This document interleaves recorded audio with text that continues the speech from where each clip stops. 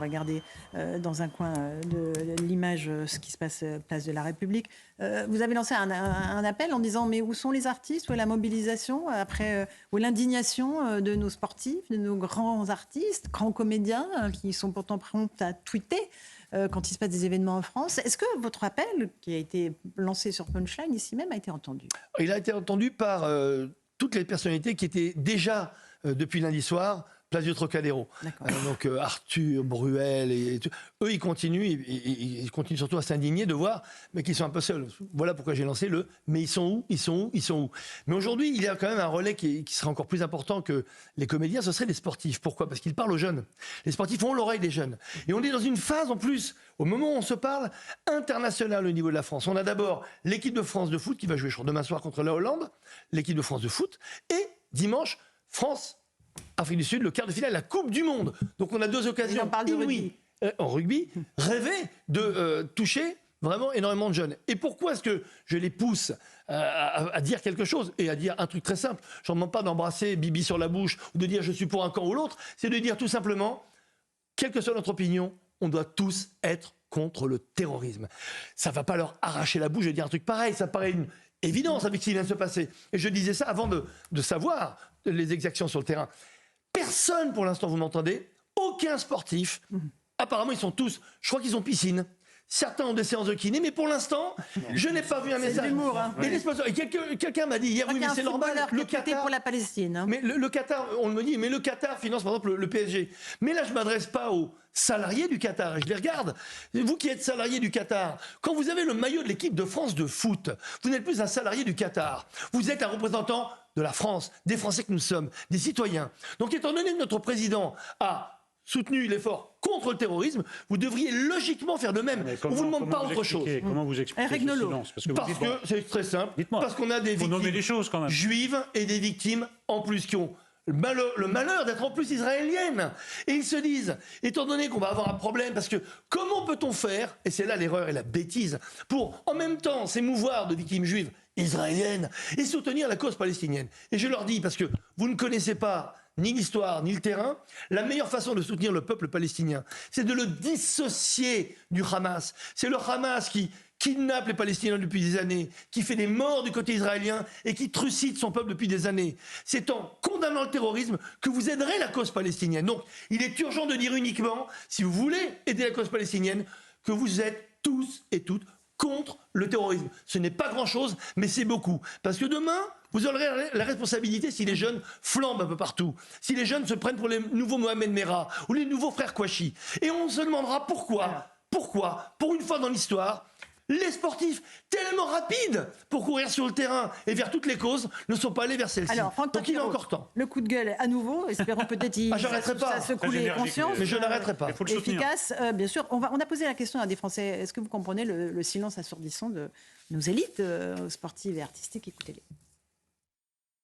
C'est pas parce qu'on est une célébrité qu'on doit forcément diffuser son opinion, qu'elle soit bonne ou mauvaise d'ailleurs. Je pense que oui, elle devrait prendre position à un moment donné, parce que ça permettrait peut-être d'éclairer les gens, de savoir également quel est leur ressenti et quelles sont leurs valeurs. Je suis pas sûre que ce soit aux stars d'être porte-parole de quelque chose, quoi. C'est plutôt au gouvernement de s'affirmer. Ceux qui ont le pouvoir d'agir doivent agir, parce que si les choses restent en l'état, la Palestine et l'Israël continueront dans les années à venir à toujours se faire la guerre, et c'est pas ce qu'on veut. C'est intéressant de voir que les Français sont partagés et ils disent bon, les sportifs, oui, d'accord, pas forcément, on n'a peut-être pas besoin de savoir leur opinion. Mais qui a commencé? Est-ce qu'on a fait, nous, des processions pour demander à tel footballeur quel est votre avis sur tel ou tel problème? Ils ont tweeté. Alors après, on leur dit, à juste titre, Tapiro le dit, d'autres le disent, il y a un 2 poids, 2 mesures.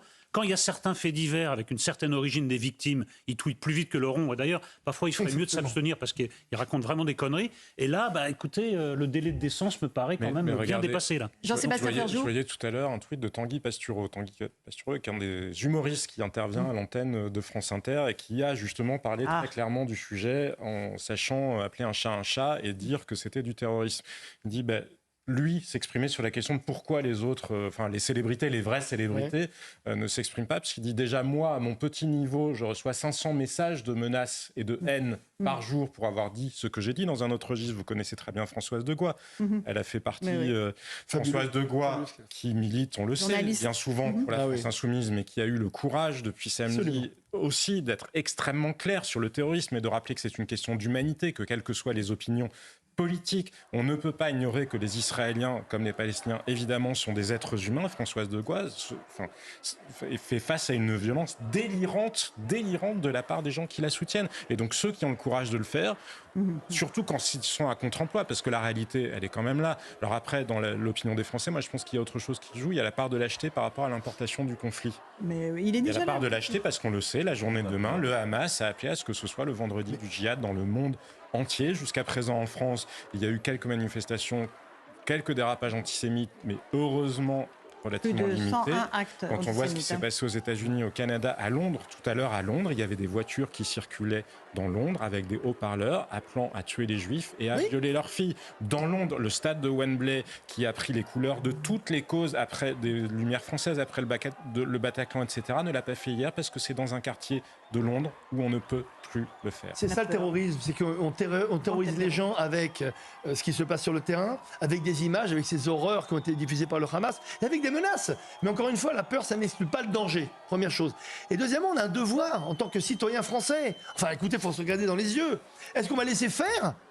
On doit choisir son camp. La neutralité aujourd'hui est une complicité. C'est Dark Vador contre Skywalker. Faut choisir. Est-ce qu'on va être du camp de l'humanité ou dans le camp de ces barbares? Et si on ne réagit pas, c'est pas possible donc. Oui. Si en même temps, on parle des barbares, on parle du Hamas. On doit choisir parce qu'il y a. On parle bien du Hamas. Oui, bien entendu. Non, mais du Hamas, important. c'est ce que j'ai dit tout à l'heure. Soyons précis.